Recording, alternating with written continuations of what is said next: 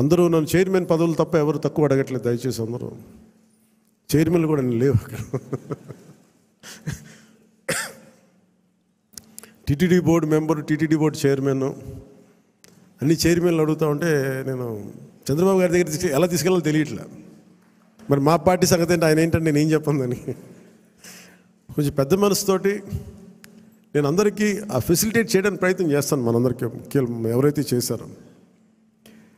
కాదు ఇది పదవుల దగ్గర ఆగిపోవద్దు. మీకు నా గుండెల్లో స్థానం ఉంది, మేము మర్చిపోను. నేను కూడా ఇక్కడ దాకా వచ్చి నిలబడ్డాను అంటే ఇప్పుడు ప్రధానమంత్రి గారు మన అందరూ అడుగుతున్నారు, మీరు పార్లమెంట్లో మీరు కూర్చొని క్యాబినెట్ ర్యాంక్ తీసేసుకోవచ్చు కదా. అది నేను ట్రాన్సాక్షన్ కాదు. నాకు దేశం మీద ఇష్టం. నాకు నచ్చిన నాయకుడు, మనకు నచ్చిన పార్టీ బీజేపీ తెలియదు తప్ప కూర్చోబెట్టి నేను ఈ పదవి నేను మీకు చేశాను కాబట్టి నాకు ఒక ట్రాన్సాక్షనల్ బేసిస్ మీద రాజకీయం చేయండి. సో మీరు కూడా ఆ విధానంలో ఉండాలని కోరుకోండి. ఎందుకంటే మీలాగా ఉంటేనే పార్టీకి నిలబడతాం. నేను చూస్తే భారతీయ జనతా పార్టీ విధి విధానాలు చూసి చాలా నేర్చుకోవాలి మనం. ఆర్ఎస్ఎస్లో ఒక ఫ్లోట్ చేసిన ఒక పార్టీ అది. సంఘ్ నుంచి చాలామంది నాయకులు వచ్చి నిస్వార్థంగా చేసి వెళ్ళిపోతారు. వాళ్ళు గుర్తింపు కూడా ఉండదు. జనరల్ సెక్రటరీ అవుతారు, నెక్స్ట్ మినిట్లో వాళ్ళకి మళ్ళీ కార్యకర్తలు వెళ్ళిపోతారు. Of course that's a great organisation like RSS. కానీ దాని నుంచి స్ఫూర్తి తీసుకుంటాం మనం. వాళ్ళు ఎంతసేపు ఆర్ఎస్ఎస్ ఎంతసేపు దేశం, సమాజం, దేశ సమగ్రత మీద ఉంటారు తప్ప వాళ్ళు చాలా నిస్వార్థంగా ఉంటారు. చాలా నిస్వార్థంగా ఉంటారు. కొంతమందికి పార్టీ పదోన్నతి ఉంటుంది. కొంతమందికి ఈ శాఖల్లో కీలకమైన శాఖల్లో పదవులు అన్నీ నేను ప్రయత్నం చేస్తున్నాను. సో నాకు అవకాశం ఇవ్వండి. కొంచెం తప్పులు ఎక్కడన్నా ఉంటే మీరు కోప్పడకుండా హరిప్రసాద్ గారి దృష్టికి తీసుకురండి, నాగబాబు గారి దృష్టికి తీసుకురండి, మిగతా ముఖ్య నాయకుల దృష్టికి తీసుకురండి.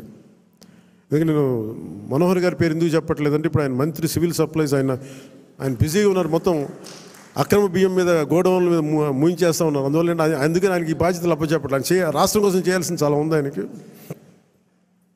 అందుకని మీరందరూ పెద్ద మనసుతో అర్థం చేసుకుంటారని ఒకే ఒక మాట చెప్పి ముగిస్తాను. నేను మీకు అండగా ఉండేవాడిని, నిలబడేవాడిని, మర్చిపోనివాడిని.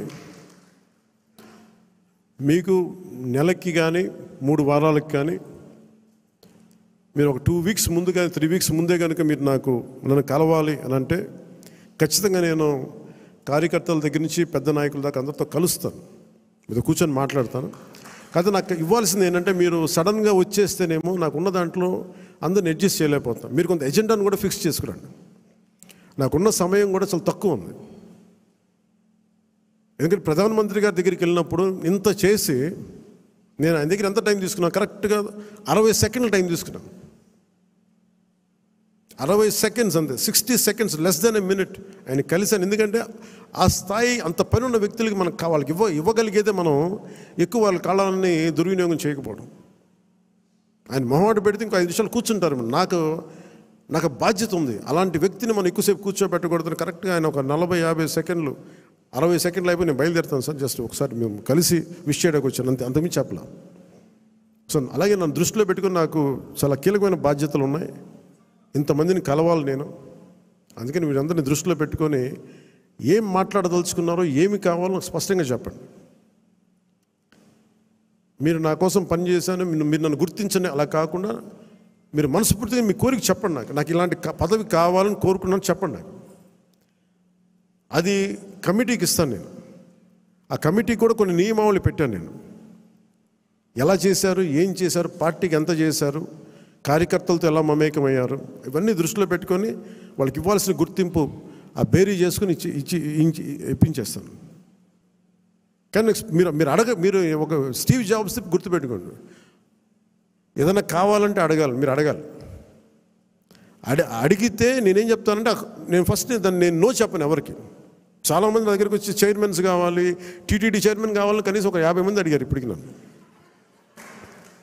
ఒకటే ఫస్ట్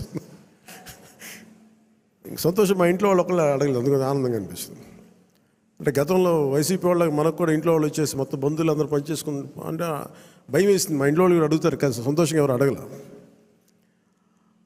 అందుకని నాగబాబు గారి పేరు వచ్చింది, అందుకని అంటున్నాను ఈ మాట.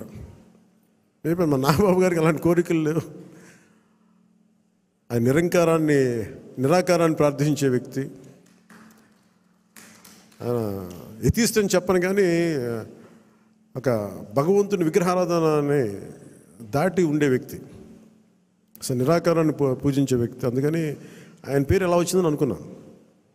చాలా ప్రతిదీ కూడా మీరు అడగండి, నేను దానికి నో చెప్పను, నేను పరిశీలిస్తాను. ఒకవేళ ఇవ్వలేని పక్షంలో ఎందుకు ఇవ్వలేదో, ఏమి చేయగలమో నేను మనస్ఫూర్తిగా మీకు మనసిప్పి మన నాయకుల ద్వారా చెప్పిస్తాను. లేదంటే కొన్ని పరిస్థితుల్లో నేనే చెప్తాను. అందుకని దీని పెద్ద మనసుతో మీరు అందరూ అర్థం చేసుకొని మీరు అడగడం అయితే మీరు అస్సలు మీరు ఇబ్బంది పడదు, మీరు అడగండి మనస్ఫూర్తిగా.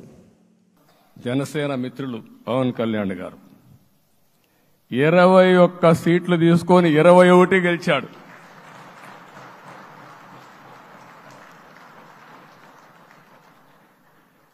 బీజేపీ 10 సీట్లు తీసుకుంటే 10 గెలిచారు, 8 గెలిచారు. అంటే 10కి 8 గెలవడం అనేది ఒక చరిత్ర. ఆ 2 సీట్లు కూడా కొన్ని ప్రత్యేకమైన కారణాల వల్ల ఓడిపోయాం తప్ప ఇంకోటి కాదు.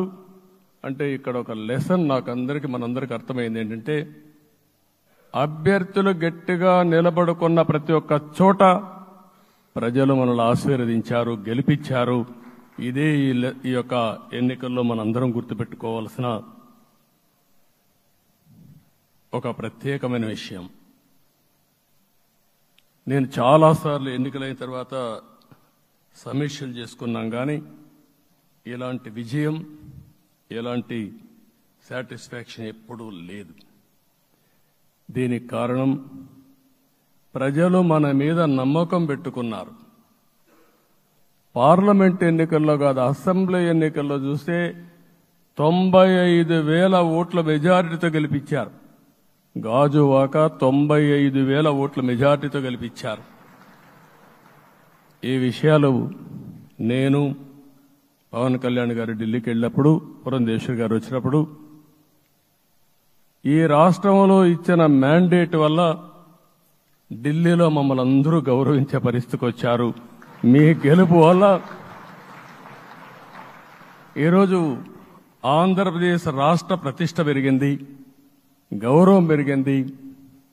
మనకు కూడా గౌరవం పెంచుకునే పరిస్థితికి వచ్చాం. అయితే ఇక్కడ ఒక విషయం మనం గుర్తుపెట్టుకోవాల్సింది, ఎంపిక చేసినప్పుడు అన్ని విషయాలు మేము కూలంకుషంగా ఆలోచించాం. ఏ సీటు ఏ అభ్యర్థులు ఏ పార్టీ తీసుకుంటే గెలుస్తారో ఆలోచించాం. ఒకసారి అవి నేను చాలాసార్లు చూసినప్పుడు సీట్ల ఎంపికలో చాలా సమస్యలు వచ్చేటివి. మొట్టమొదటిసారిగా మొన్న ఎంపికల్లో కూడా చిన్న చిన్న సమస్యలు తప్ప ఎక్కడ పెద్ద సమస్యలు రాలేదు. అంటే మేమందరం కూడా ఒకటి ఆలోచించాం, గెలిపే ధ్యేయంగా పనిచేయాలి. కాబట్టి ఏ సీట్లో ఎవరు సీట్ ఇస్తే వాళ్ళు గెలుస్తారో ఆ సీట్లే ఇచ్చాం. అదే సమయంలో సీట్లు ఇచ్చిన తర్వాత ప్రతి ఒక్కరూ గౌరవించి గెలిపించే బాధ్యతకు వచ్చారు. ఇంకొక పక్కన ఈరోజు మిమ్మల్ని అందరినీ ఇప్పుడే పవన్ కళ్యాణ్ గారు చెప్పినట్టు వారి యొక్క సమయ స్ఫూర్తిని నేను ఎప్పుడూ మర్చిపోలేను.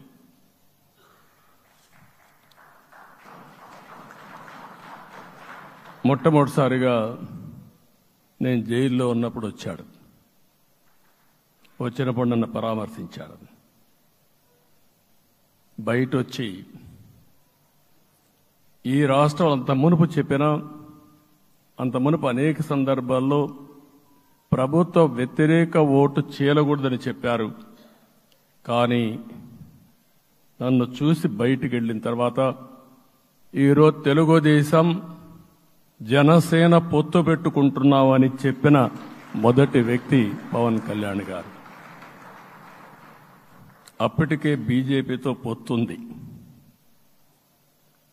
అయితే ఒక మాట చెప్పాడు, బీజేపీతో పొత్తుంది, బీజేపీ, తెలుగుదేశం, జనసేన 3 పార్టీలు కలిసి పోటీ చేస్తామని కూడా చెప్పి మళ్ళీ ఆ ప్రయత్నం చేసి కడాన రాష్ట్ర ప్రయోజనాల దృష్ట్యా బీజేపీ, తెలుగుదేశం, జనసేన పొత్తు పెట్టుకున్నాం. మనస్ఫూర్తిగా ఆయన అభినందిస్తున్నా. ఆ రోజటి నుంచి ఎలాంటి పొరపక్షాలు లేకుండా కలిసి పనిచేశారు.